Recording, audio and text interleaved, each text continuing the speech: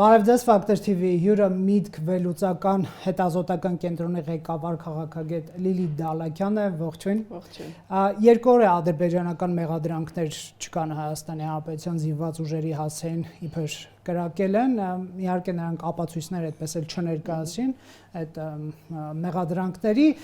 բայց նաև այս երկու օրվա ընթացքում տեղի ունեցավ Նիկոլ Փաշինյանի հարցազրույցը Տիկին Դալաքյան, որտեղ նա ասում էր, որ Հայաստանի սահմանադրությունը հնարավոր է փոխել 2027 թվականին, այսինքն զուտ հանրաքվեն այդ շրջանում կարող է անցկացվել, իսկ Մինսկի խմբի լուծարմանը կողմ է իր այսպես մեկնաբանությունով, մեկը մյուսի հետ կապ ունի այս կրակոցների դադարեցումը, թե դուք այլ բան եք տեսնում։ Կարծում կապ չունի, որովհետև Փաշինյանը հենց քանի օր է արդեն որ խոսում էին խաղաղության պայմանագրի ստորագրման մասին, նշում էր, որ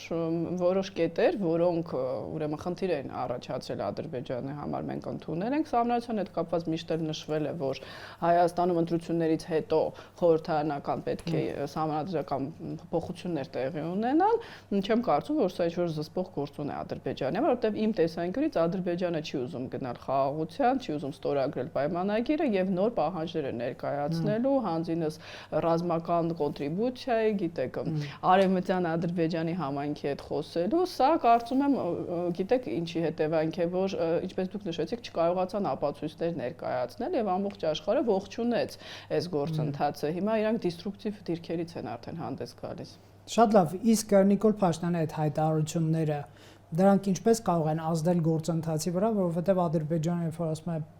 փոխեք սահմանադրությունը, իրենց մոտեցումը այն է, որ փոխեք հենց հիմա, հա, բայց պարզ է, որ սահմանադրությունը մի օրում չի փոխվում, նախ պետք է հասկանալ հայ ժողովուրդը այդպես Ալիևի պատվերով սահմանադրություն կփոխի, թե չէ, ինչքան էլ իշխանությունը ասի, որ չէ, դա մեր ներքին օրակարգն է, այնտեղից անընդհատ խոսում են, հա, եւ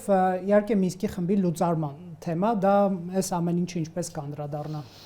Նախ սահմանադրություն իրենք պետք է փոխեն, իրենց անկախության հռչակագրի հետ խնդիր մենք ունենք, ինչպես իրենք մեր։ Միշտ նշում եմ, կրկնում եմ, հայելային պիտի լինի, մեր երկրի տարածքի հանդեպ, դա Փաշինյանն էլ ասաց, ունեն տարածքային պահանջներ անկախության հռչակագրում, եւ չնայած նաեւ Փաշինյանն ասաց, որ պայմանագրում կա կետ, որ ներպետական օրենսդրությունը խնդիր չի լինելու խաղաղության պայմանագրի կետերի կատարման համար, Ալիևի համար դա խնդիր է։ Սա ցույց է տալիս, որ հարցը սահմանադրությունը չի, ինչպես մենք նշեցինք, եւ նույնիսկ եթե մենք հենց այսօր փոխենք սահմանադրությունը, պահանջները չեն ավարտվելու։ Ինչ վերաբերում է Մինսկի խմբին, Մինսկի խմբի լուծարումը ես որքանով ուսումնասիրեցի, Հայաստան եւ Ադրբեջանը չեն կարող իրականացնել, պետք է նախարարների խորհուրդ հավաքվի ԵԱՀԿ եւ քվեարկությամբ, կոնսենսուսով խումբը լուծարվի։ Իսկ այդ նախարարների խորհուրդը հավաքվում է տարին մեկ, կարծեմ տարվա վերջում, այսինքն այդպես չի, որ հենց վաղը Մինսկի խումբը լուծարվելու է։ Կարող է երկրներ լինեն, որ կողմ չլինեն դրան, մենք չենք կարող ասել։ Աշխարհակահաղական տարբեր կենտրոնները ինչպես կփորձեն օգտագործել Լեռնային Ղարաբաղի հարցը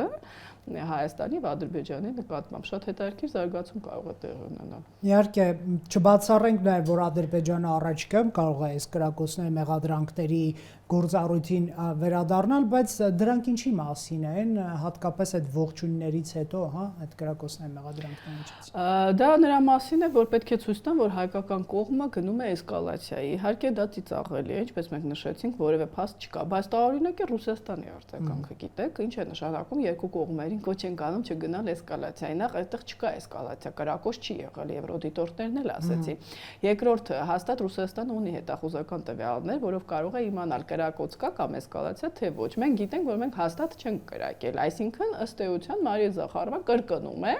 Ալիևի տեսանկյունը, դե չէին կարող ասել Հայաստանն է կրակում, բայց դա էր նշանակում։ Այսինքն իրանք ուզում են գնալ էսկալացիա, իսկ դա կախված է, ինչպես մենք բազմաթիվ անգամ նշում ենք, Ռուսաստանի իրավիճակից, ռուս-ուկրաինական խոսենք ռազմաճակատում։ Եթե կարողանա Ռուսաստանը թեքվել հարավային Կովկաս, իրենք այստեղ համընդհանուր երկուսով նպատակներ ունեն, դա 9-րդ կետն է նոյեմբերի 9-ի եւ կգնա էսկալացիայի Ադրբեջանը։ Շատ լավ, մենք նաեւ տեսնում ենք ներքին դիսկուրս Հայաստանի Հանրապետությունում, կրկնակապիտուլյացիայի մեղադրանք Փաշինյանին, կա այդպիսի բան։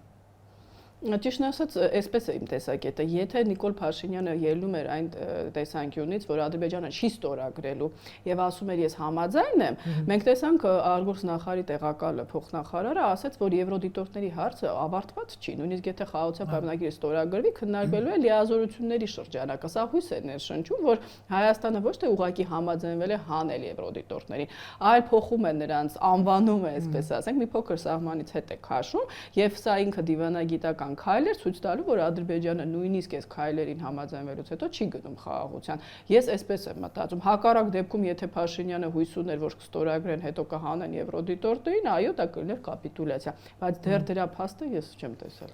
Շատ լավ, մենք նաև ամերիկացի 3 բարձրաստիճան պաշտոնյաների մեկնաբանություն ենք լսել այս թեմայով։ Մարկո Ռուբիոն պետքարտուղարը հայտարարել էր, որ ստորագրեք եւ վավերացրեք, մյուսը Մայք Ուոլցը, որ անվտանգության հարցերով խորհրդականն է, ըստ էության կոնֆլիկտը Հարավային Կովկասում փակելու կոչ է արել եւ վերջնականացրեք այս գործարքը, ասում էր նա, եւ երրորդը Սթիվեն Ուիտկոֆը, որը թեև մերձավոր արևելքի բանագնացն է Թրամփի, բայց զբաղվում է ամեն ինչով, այդ թվում ռուս-ուկրաինական եւ մերձավոր արևելք եւ չբացառենք նաև Հայաստան-Ադրբեջան տիրույթ տեսենք նրա գործունեությունը, ինչ սպասել Միացյալ Նահանգներից հաջորդ քայլը, որն է, Ուիտկոֆը ինչ էր ասում, որ ըստ էության Միացյալ Նահանգները պետք է ժամանակ չծախսի այն խնդիրների վրա, որոնք լուծվելու շանս չունեն, Հայաստան-Ադրբեջան տիրույթը ոնց որ շահեկանորեն չի տարբերվում Ուկրաինա Ռուսաստան կամ Իսրայելա-Պաղեստինյան, այստեղ 17 կետ կա համաձայնեցված։ Բացի 17 կետը, այստեղ հակամարտող կողմերից որևէ մեկը այնքան դիրք չունի միջազգային ասպարեզում, որ կարող է դիմադրել Տրամփին, եթե Տրամփը ցանկանա։ Այո, դա միջուկային գերտերություն չի, այստեղ Իրանն էլ չկա, այսինքն Իրանն էլ կարող է արդեն միջուկային գերտերություն է, որևէ մեկը չի կարող ասել, համենայն դեպս Բլինկենն ասում է, որ մի քանի օրից դա դեռ մի տարի առաջ էր կարող է դառնալ։ Այստեղ չկան հուսիտներ, Հեզբոլլա, այսինքն Ադրբեջանը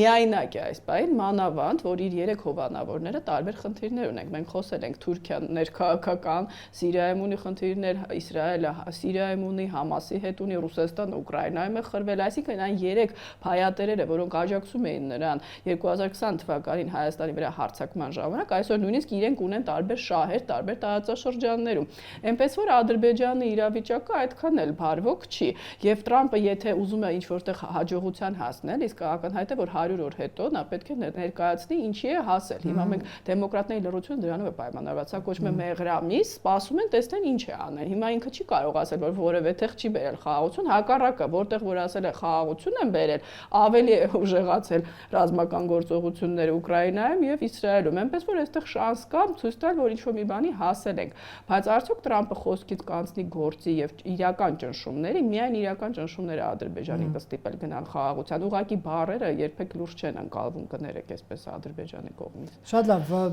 17 կետ համաձայնեցված է, այսինքն այն հարցերը, որոնք Ադրբեջանը համարել է կենսական Հայաստան-Ադրբեջան հարաբերությունների կարգավորման, այս համաձայնագրում դրված են 2 կենսական հարց դուրս է համաձայնագրից եւ այդտեղ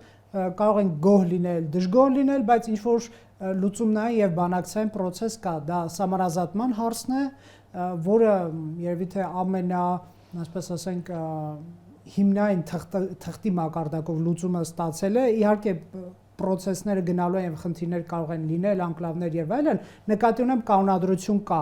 որին պետք է հավատալ մնան։ Մյուսը ապաշրջապահական հարցն է, Երևանը ուղարկել է այնպիսի առաջարկ, որը ըստ Փաշինյանի Ադրբեջան չի կարող մերժել, 17 կետ համաձայնեցված է, մնում է ստորագրել, այսինքն ակնկալել օրինակ Փաշինյանին, Ալիևին հրավեր Թրամփի կողմից այդ ստորագրումը իրականացնել։ Ինչ սպասել։ Ցավալիորեն տեսնում որ հրավերը կարող է Մոսկվայից ավելի շուտ լինել։ Եվ արդյոք Նիկոլ Փաշինյանը այնտեղ չի գնա որևէ ստորագրություն, չնայած չեմ կարծում այսօր կա դրա որևէ ազդակը, ճնշումը Փաշինյանի վրա, կա, բայց արդյոք Փաշինյանը կարող է դիմադրել, այո, կարող է։ Ինչ վերաբերում է 17 կետերին, մենք բոլորս էլ հասկանում ենք, որ դրանք կենսական չեղին եղել Ադրբեջանի համար, Ադրբեջանը շատ լավ գիտի, որ Հայաստանը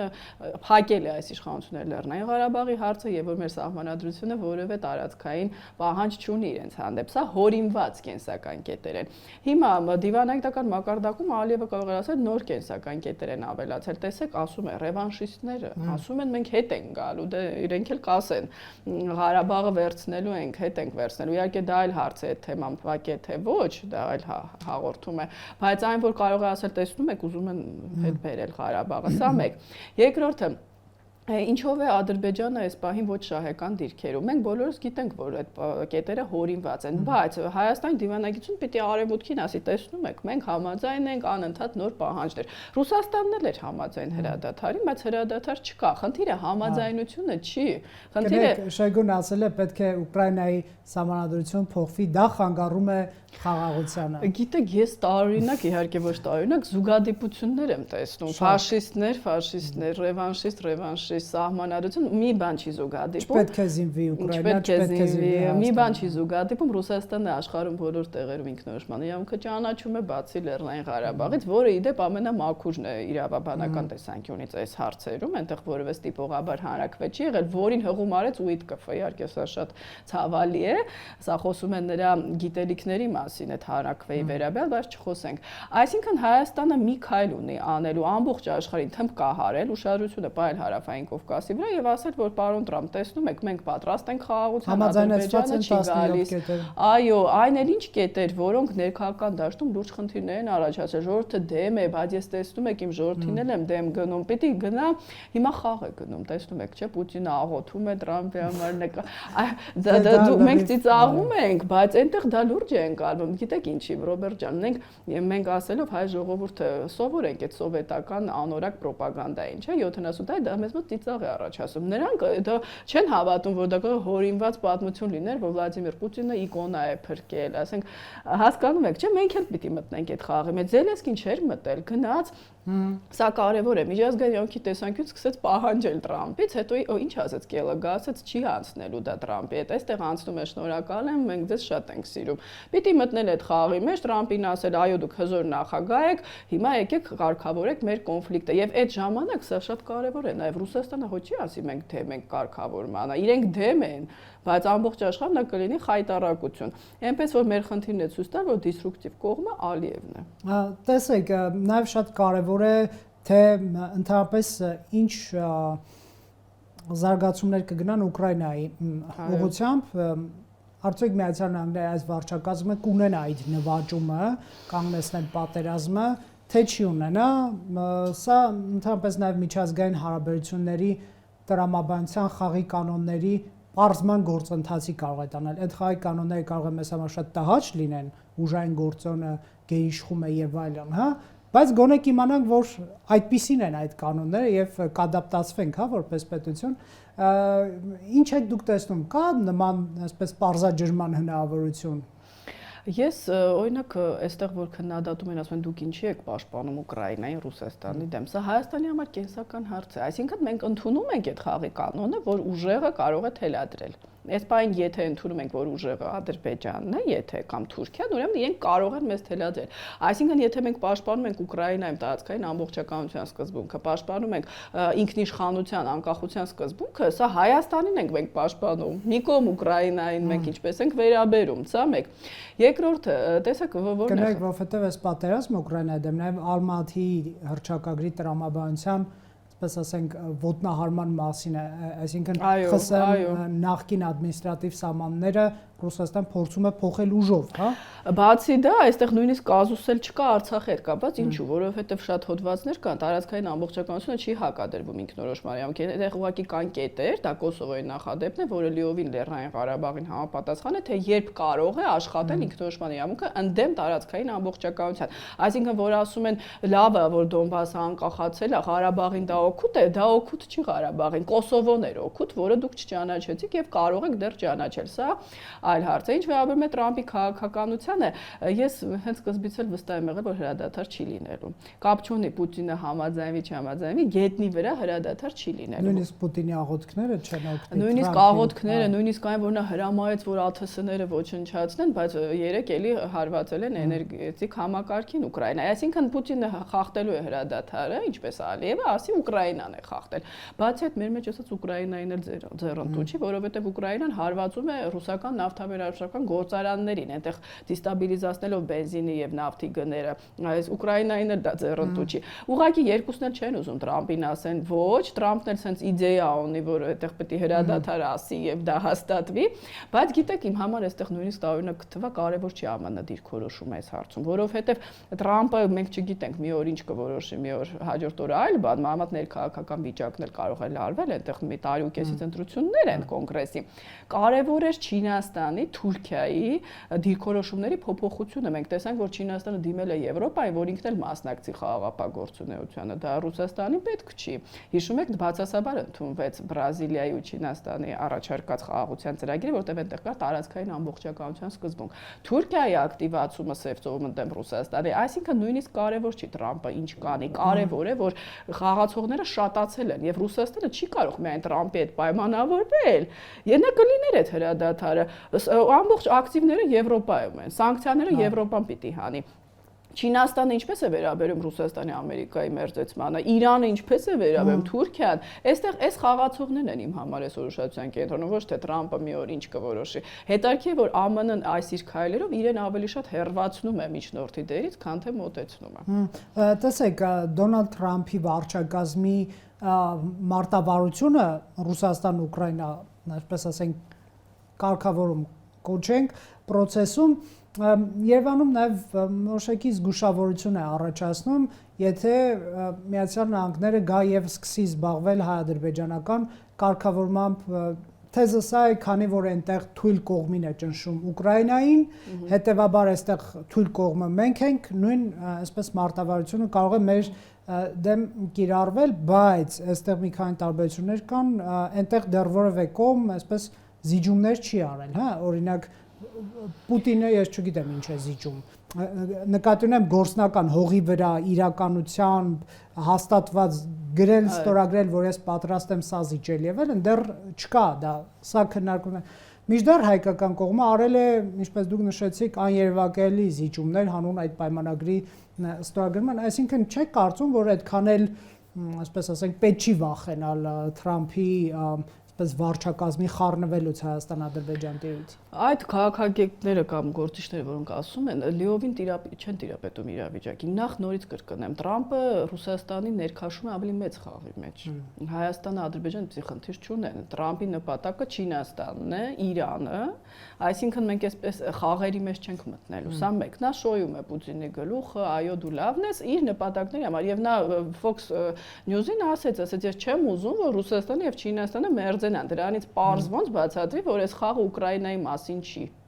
Այլ հարց է, որ Ուկրաինան այդտեղ կարող է տուժել, բայց ստացվել է այնպես, որ Ուկրաինան այսօր լուրջ դաշնակիցներ ունի, հանձինս Եվրոպայի, Կանադայի, Ավստրալիայի, որոնք իրեն գումար են տալիս, զենքն էլ կարող են գնել Ամերիկայից տալ։ Այսինքն այնպես չի, որ թույլ կողմը Ուկրաինան է։ Ուկրաինային կարող է եւ թույլացնել եւ ուժեղացնել։ Ռուսաստանի դիրքերն էլ տենց ընտիր չեն, չէ՞։ Այսինքն ըստ էության Ռոբերտ ջան, սա շատ կարեւոր է։ 2014 թվականից սկսած նույն 20%-ն է Ռուսաստանը օկուպացրել։ Այս 10 տարվա մեջ տարածքային որևէ լուրջ բան չի փոխվել։ Դա Ռուսաստանի ուժեղության մասին։ Ինչ վերաբերում է, որ Տրամպը թույլի վրա ճնշում է, կիրառում է, դա Ռուսաստանի տակտիկան է։ Եթե մենք նկատում ենք, այստեղ միայն Հայաստանի վրա են, չէ՞, ճնշում, Ադրբեջանին չեն ճնշում։ Դա հարց է Ռուսաստանի տակտիկան է, թե Ամերիկայի։ Եվ ամենակարևորը, բացի զիջումներից, մենք առաջի քրիստոնյա երկիրն ենք, չէ՞։ Հիմա ծիծաղելի է հնչում, բայց դե Տրամպը բան է ասել, ես միշտ կրկնում եմ, պիտի անես, ասել ես քրիստոնյաների իրավունք, Արցախի ժողովուրդ։ Եթե մենք դա պարզ հարց ենք տալիս, հո չի ասելու սուտ եմ ասել։ Հետապնդվող քրիստոնյաների իրավունքները։ Այո, հետո մենք կոնստրուկտիվ ենք այն առումով, սա կարևոր է, որ մենք պատրաստ ենք գնալ համաձայնությունների։ Զելենսկին իր շահերիներով ասում է, ես ձեռնտու չի Սրանք լիովին տարբեր թեմաներ, մենք տարածքային որևէ զիջում չունենք անելու, այնպես չի, որ հանրաքվե է եղել Զանգեզուրում, որոշել է ժողովուրդը, այսքան դեռիվ այլ հարցեր են։ Բայց հետել կնեք, այնտեղ դեռևս դիրքորոշումները պետք է մոտեցվեն, ինչը շատ բարդ process է, օրինակ չկրակել, չթիրախավորել նավթավերամշակման գործարանները, հա, դրա շուրջ չեն կարողանում համաձայնության գալ կամ Էրիադի վերջին բանակցությունը Սև ծովում հրադադարի հաստատման մասին էր, դեռ կտեսնենք, միգուցե բանավոր լինի, այդ համաձայնությունը գետնի վրա շարունակվի, հա, մինչդեռ Հայաստան-Ադրբեջան տիրույթում, այսպես ասենք, կայունացված հարցերը կողմերը 17 կետերը ակնհայտ համաձայնեցված են, այնտեղ ունենք անհամաձայնությունների փունջ, ել չասած Իսրայել-Պաղեստին հարցը, որը արդեն էթնիկ կոնֆլիկտի է իրականում վերածվել, մի քիչ այս երանգներ կա։ Մեր կոնֆլիկտը լրիվ տարբեր է։ Եվ հետո այստեղ կարևոր մի բան կա, նախ ես չեմ կարծում, որ Տրամպը Ուկրաինային հանձնելու է։ Տրամպը դեռ բլիթներ է ցույց տալիս Ռուսաստանին իր խաղի մեջ ներքաշ համար, եւ դա Պուտինը շատ լավ հասկանում է։ Ես չեմ բացառում, որ կրկնվի 16 թվականի սցենարը, եւ Տրամպը հասկանա, որ Պուտինը ուղղակի պատրաստ չի գնալ խաղաղության, հակառակ process է լինի, Ռոբերտ ջանով ասեց, որ չի կարող լինել, սա մեկ։ Երկրորդը, մենք խոսել ենք, որ Տրամպը անձնական խնդիրներ ունի Զելենսկու հետ կապված իր իմպիչմենտի գործընթացի 2019 թվականին, նա չի մոռացել դա։ Փաշինյանի հետ չեմ կարծում այդպիսի խնդիրներ ունի, այսինքն տրամագծորեն տարբեր է իրավիճակը։ Եվ մի կարևոր բան է, որ ասում են Ամերիկային չի հետաքրքրում հարավային Կովկասը, Տրամպին նախ այս հայտարարությունները այլ բան են վկայում։ Երեք շատ կարևոր պաշտոն է, արդեն հայտարարություն են արել, որոշակի մեկնաբանել են։ Չեմ ասում Ուկրաինայի չափ կամ Իսրայելի չափ, ինչ որ մի չափ, բայց ուշադրություն դարձվել է։ Ես ձեզ ասեմ, ինձ ավելի ուրախացրեց մեր սիրելի Մարիա Զախարովայի հայտարարությունը, որը ապակայունացնող գործոն համարեց Գերմանիայից ամերիկյան տեխնիկայի բերելը Հայաստան։ Այսինքն այդ գործոնը Հայաստանը չի, չէ՞, ապակայունացնողը։ Անվտանգությունը Ամերիկան է։ Այսինքն իրենց Տրամպը հաստատ չի ասել հարավային Կովկասը ձեզ եմ տալիս, թե չէ մի հատ զորավարժություն այդպեսի բուրըն արձագանք չէր ստանա։ Այսինքն ես Ռուսաստանի արձագանքից եւ իրենց այստեղից ծնվող քաղաքագետների, որ ամերիկան գործ ունի այստեղ հասկանում եմ, որ Ամերիկան չի տվել հարավային Կովկասը Պուտինին։ Այնպես որ մենք այստեղ շատ մեծ հնարավորություններ ունենք, հատկապես որ Իրանը հիմա ԱՄՆ-ի ուշադրության կենտրոնում է եւ հարավային Կովկասն Իրանի հետ է ասոցացվում, հաստատ չեն թողելու հարավային Կովկասը, ասեն դուք ինչ ուզում եք արեք։ Շատ լավ, մենք իհարկե երևի պետք է շեշտել նաեւ Միացյալ Նահանգներից այդ զսպման մինիմալ դերակատարությունը ակնկալում ենք Ադրբեջանի ռազմական ագրեսիաների զսպման, որովհետեւ այս վերջին կրակոցների մեղադրանքները Հայաստանի դեմ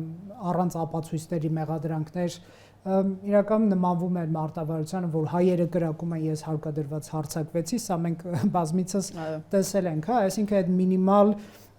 զսպման մեխանիզմի գործարկում ակնկալել Միացյալ Նահանգներից, եթե ստացվի պայմանագրի կամ համաձայնագրի ստորագրմանը հասնել Կապիտոլիումում կամ, չգիտեմ, Սպիտակ տանը, որտեղ լինի, ինչու ոչ, ինչ ակնկալել այս իմաստով։ Նախ ստորագրումից հետո չպետք է այդպես ռելաքս կներեք վիճակում լինել, հանգիստ, դրանից հետո նոր է սկսվում հրադադարի խախտումները, այսինքն մենք որ խոսում ենք, պետք է լինեն մեխանիզմներ, ով է վերահսկելու հրադադարի ռեժիմը։ Կներեք, այս 21-րդ դարում մի վայրկյան է պարզել, ով է խախտել։ Դրա համար Ադրբեջանը չի կարողանում ապացույց ներկայացնել։ Այսինքն պետք է լինեն մեխանիզմներ վերահսկման, երկրորդը, որ ասում են Ամերիկան չի գալու մեր տեղը կռվի, այսինքն Ադրբեջանը այդպիսի երկիր է, որ եթե Ամերիկա զորք չբերի, չի կարող խաղաղություն հաստատել, լավ, ասենք ծիծաղել է դա, երկու։ Երրորդ, մանավանդ այստեղ զորքեր կան, որոնք ոչ մի բանով չեն աջակցում մեզ, զորքերի տեղակայումը որևէ հարց չի լուծում բազայի։ Մյուսը Ադրբեջանը արդեն կոնստրուկտիվ չի երևում, որովհետև իր պահանջները ռեալ չեն, այսինքն այստեղ որևէ լուրջ խնդիր չկա, որ իրենք պահանջ են դնում, մենք էլ պիտի կատարենք, ինչ որ չգիտեմ, ասում են դուք ֆաշիստ եք, դե կներեք էլի, ասենք հիմա։ Հիմա ո՞նց է ապացուցում, մենք ենք ֆաշիստ, թե դուք որտեղ հայատյացություն, պետական քաղաքականություն եւ կներեք Պետդեպարտամենտի նախորդ տարիների զեկույցները մարդու իրավունքների վերաբերյալ Ադրբեջանում հենց ֆիքսում էր, որ հայատյացությունը պետական Սպես ասենք քաղաքականություն է։ Սովորական գրքերը թերթելով հասկանում են։ Չէ, ես նկատի ունեմ պաշտոնապես էլ այդտեղ խաղ բանտարկյալներ կան, իրենք իրենց մեջ էլ ունեն ատելություն, մենակ հայերի հանդեպ չէ, ատելություն, այո, սեփական ժողովրդի հանդեպ։ Այսինքն Հայաստանը ունի։ Կներեք, շատ եմ ընդհատում, բայց ոչ միայն սեփական ժողովրդի, այլև խաղաղության միտված ակտիվիստներ, ովքեր խոսում են Հայաստանի հետ խաղաղությունից Ադրբեջանում դատապարտում են, դա շատ կարևոր ցուցիչ է, էլի։ Գիտեք, Ադրբեջանի թույլ կողմերը շատ են, որ մենք կարող ենք ներկայացնել։ Հիմա ասենք Տրամպին ասում ենք, պարոն նախագահ ասում է, որ ձեր տարածքի 60%-ը իմ պատմական հողն է։ Հիմա այդտեղ կոնստրուկտիվ են իրենք։ Շատ մենք կարող ենք սխալները անընդհատ ցուցադրել։ Ես իհարկե դա չեմ տեսնում ցավալիորեն, էլի մենք վախվորացի դիրքեր ենք։ Եվ ամենակարևորը մի հատ վատ բան եմ նկատում, այս քաղաքագետները, որ ասում են նոյեմբերի 9-րդ կետ Ադրբեջանը հարձակվել է, շուտ արեք գնացեք Ռուսաստան նկատում եք, չէ՞, վերջերս էլ ակտիվացել է։ Անընդհատ մեզ ներշնչում են, որ մենք թույլ ենք։ Մենք ով ենք, մենք չենք կարող Ադրբեջանին հակազդել։ Ես այդպես չեմ մտածում։ Ադրբեջանը 5 երկրով չկարողացավ հասնել իր նպատակին։ Վերջում թուղթ ստորագրել տվեցին Փաշինյանին, առանց փամփուշտի տարածքներ հանձնեց։ 1. Երկրորդը, որտեղ որ մենք դիմադրություն ցույց տվեցինք, նույն Ջերմուկում, չէ՞։ Այո, իհարկե կորուստների գնով, պատերազմը կորուստների գնով էր։ Մենք հետ շպրտեցինք։ Հիմա եթե նայում ենք այն ժամանակվա մեր իրավիճակին եւ հիմա չեմ կարծում նույնն է, համենայնպես էս վարչապետն ասում է, մենք զինվում ենք ու փոփոխություններ ենք արել։ Այսինքն Ադրբեջանին պետք չի այդպես ներկայացնել, որ այդպես անպարտելի է, մենք էլ այլ տարբերակ չունենք, պիտի գնանք Պուտինին, որը կյանքում Ադրբեջանին չի հակաճառում, ասի արի մեզ օգնի։ Կներեք, մի հետաքրքիր դրվագ կա, ես որ նկարագրեմ, կասեք ճիշտ ես։ Տեսեք, Ադրբեջանին անել զիջում, թե չանել, օրինակ 4 գյուղերի թեմայով, շատերը դեմ էին, հիշում եմ, չէ, ասելով, որ մենք կարող ենք համախմբվել, պայքարել, դիմադրել, պետք չի անել զիջում։ Ադրբեջանի կոնտեքստում այս պայքարելու մղումն է շատ հաճախ առաջ բերվում, որ պետք չի զիջում անել, բայց որ Ռուսաստանն էլ է գալիս, ասենք Միչանսկի թեմա է դառնում, արդեն պայքարել պետք չի, ասենք այն ինչ անեն, հակառակ դեպքում պատերազմ կլինի։ Սա շատ հետաքրքիր, այսինքն 4 գյուղը եթե չեն տալիս պատերազմ չլինի, Փաշինյանը վախեցնում է ժողովրդին պատերազմի վտանգով։ Ես չեմ ասում այդպես չէր, հա, ես նկարագրում եմ նրանց արգումենտները։ Իսկ եթե Միչանսկը չտանք, հաստատ պատերազմ։ Ես ուզում եի դա ասել, շարունակությունը, այո, տեսեք, ասում են դու կապիտուլյանտ ես, դու չես պայքարում, բայց երբ որ ասում ենք եկեք մենք պայքարենք Ադրբեջանը, մենք չենք կարող։ Պիտի Պուտինը լինի, որ պայքարի։ Մի կողմ Պուտինը կարող է պայքարի, թե չէ։ Եվ այստեղ մի հետաքրքիր բան կա, մենք այս մարտիկ նաև Թուրքիայի հետ կապված են հակասում իրար։ Մի կողմից Ռուսաստանն ասում է 3+3, եկեք իրար հետ հարաբերություններ կարգավորենք, այս քաղաքագետները վազելով գալիս են եթեր, ասում են այո, մենք տարածաշրջանում մեր հարցերը պիտի լուծենք։ Հետո երբ որ ասում ենք լավ է, որ Թուրքիայում իշխանափոխություն լինի, կան քեմալիստներ, որոնք Հայաստանի հետ կոնստրուկտիվ են ավելի լինեն, ասում են ինչ կապ ունի, թուրքը մնում է թուրք։ Այսինքն պետք չի Թուրքից հաց վերցնել, հետո գնում են այդ ճանապարհը բացում են Ղարաբաղում, որ հացը վերցնեն։ Դրա համար իրենք ռեյտինգ չունեն։ Հիմա իհարկե Հիդինե Ռասիան կարող է իրենց աջակցում, բայց այս տարիները չի, որ այդ աջակցությունից հետո 1 միլիոն մարդ Գյումրիում իրենց օգտին է քվեարկում։ Հիմա ավելի քչանում են ձայները, այնպես որ խնդրենք, որ չաջակցի, որովհետև հիմա Ռուսաստանը գիտեք ինչպես են գալում Հայաստանում։ Այնպես որ քաղաքագետներին դնում ենք մի կողմ, կարևոր է հասկանալ, որ Հայաստանի տեղ այո ոչ մեկ չի պայքարելու, մենք պիտի լինենք ինքնաբավ։ Ուկրաինայի պես պատերազմի ժամանակ արտադրում է զենքեր։ Մեր թշնամին, ինչպես ասեց Վազգեն Սարգսյանը, նույնն է, որը փախչում էր, շատ կարևոր է հիշել այդ անալոգիաները։ Այսօր Թուրքիան էլ չի կարողանալու իրենց աջակցի, իրենք տարբեր խնդիրներ ունեն, ոչ է Ռուսաստանը, ոչ է Իսրայելը։ Մենք պիտի կարողանանք մեզ պաշտպանել զուգահեռ ունենալով դաշնակիցներ։ Թուրքիայում ինչ կարող է կատարվել, վատատեսական, այսպես ասենք, սցենարը դա արյունալի բախումների սցենարն է, մյուս սցենարը, որ ընդդիմությունը այսպես բազմահազար, միգուցե միլիոնանոց ցույց է կազմակերպում, բայց դա քաղաքական այսպես արտացոլում չի ունենա, արդյունք չի ունենա եւ կծրվեն տներով ի վերջո, թեկուզ բախումներով, կամ դե ընդդիմության համար թուրքական լավատեսական սցենարը այն է, որ թուրք ժողովուրդը այս անարդարությունը Իմամօղլուի կալանավորումը չի հանդուրժի եւ Էրդողանի 20-ամյա մի բան էլ ավելի կառավարմանը այսպես վերջը եկել եմ։ Դուք հետևելով ինչ եք տեսնում։ 3 կարևոր կետ առանձնացնեմ Հայաստանի հետ կապված, նաև Դավիթ Օղլուն եւ Գյուլը, որոնք կողմնակից էին Հայաստանի հետ, ինչ որ հարաբերությունների հաստատման ես չեմ ասում, նրանք մեր դաշնակիցն էին, Ադրբեջանին դեմ էին, բայց իրենք էլ են աջակցում ֆուտբոլային դիվանագիտությունը։ Հետո Իմամօղլուին մեղադրում են դեմ կուսակցության հետ համագործակցելու մեջ, որը ամեն ապրիլի 24-ին ոգեկոչում է հայոց եւ ասում են ցեղասպանության զոհերի իշտակ ասելով, որ պիտի Հայաստանի հետ լինել կոնստրուկտիվ։ Սա ինչ-որ բան ասում է, չէ՞։ Երրորդը ամբողջ ռուսական ԶԼՄ-ները եւ ադրբեջանական Էրդողանի ընտրությունների ժամանակ դրանց անվանում էին արևմտամետ եւ եվրոպամետ։ Դա նշանակում է, որ մեզ համար լավ է ունենալ եվրոպամետ Թուրքիա, ոչ թե մուսուլմանների հայր Էրդողանի Թուրքիա։ Մեկ էլ մի հատ դրոշ են նկարում, ասում են այդտեղ տեսակ գայլեր, գորշ գայլերի նշանն էին։ 1 միլիոն մարդ է դուրս գալի փողոց, մեկն է կարող է ԼԳԴՊ համայնքի դրոշը հանի, դա չի նշանակում, որ դա ներկայացնում է այդ կուսակցության տեսակետը։ Կնայեք թուրք ազգանականը հիմա Էրդողանի դաշնակիցն է։ Իհարկե, բաղջելին իրենց հետ է, ասենք տարբերությունները չնկատելը լավ չի։ Էրդողանը իմ կարծիքով իր համար շատ բացասական քայլ կատարեց։ Նա կարծում է, որ ընտրությունները մեկ է 3 տարուց են կամ 4 նույնիսկ, կմոռանա ժողովուրդը, հա, ինչքան ու 4 տարի ցույց չի անելու։ Բայց սա սխալ տեսանկյուն է։ Նախ առաջին, նույնիսկ եթե ցույցերը հանդարտվեն, այդ ընտրությունները գալու են, չէ՞, այդ մարդիկ գնալու են, քվեարկեն։ 2 միլիոն ձայն էր պետք Իմամ Օղլուին 15 միլիոն հավաքեց, դա 1/4-ն է ձայնի իրավունք ունեցողների ըստությամբ պարտվեց Էրդողանը արդեն ընտրությունները։